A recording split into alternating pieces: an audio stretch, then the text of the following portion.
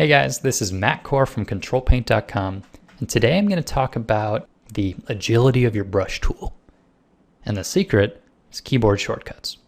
Okay, it's really not that big of a secret, but this is going to improve the way you paint in immeasurable ways. So listen up.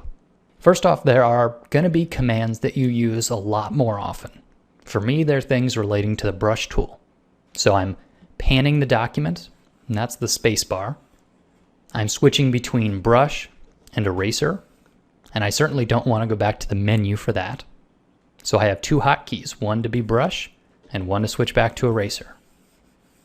With the brush, I like to be able to have a small diameter or a large diameter. Again, keyboard shortcuts. I also like to hotkey the color picker. It's a simple thing, but it makes a big difference. And beyond simple hotkeys, I also like to have a few actions. So things I do often are make a new layer. It's a very short action. Single key press, and now I have a new layer.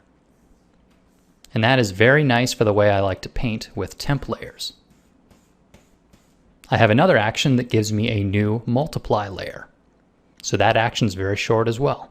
Make a new layer, set the layer to multiply. And this allows me to glaze. I also have a third button that is merge down. And I've actually set this to a single key press by using an action, but you could set it to a standard keyboard shortcut if you like. So I've got one shortcut to give me a new layer, and another one to merge that down onto my stack. And these might not be the exact keyboard shortcuts that you use all the time, but for me, these are the keys that I'm always using.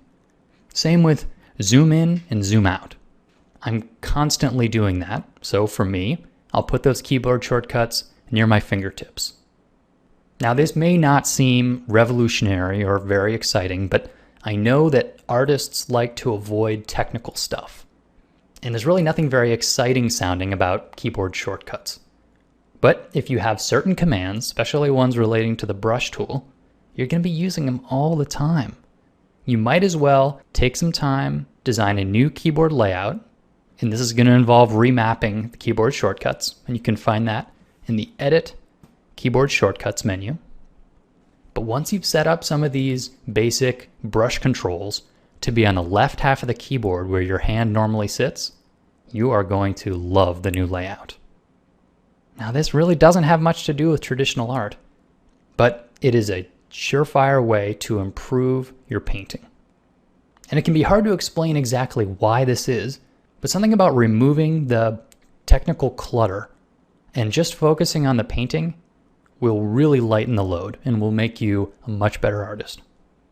So if you guys have any interesting layout of your own, let's hear about it in the comments. Thanks for watching and good luck painting.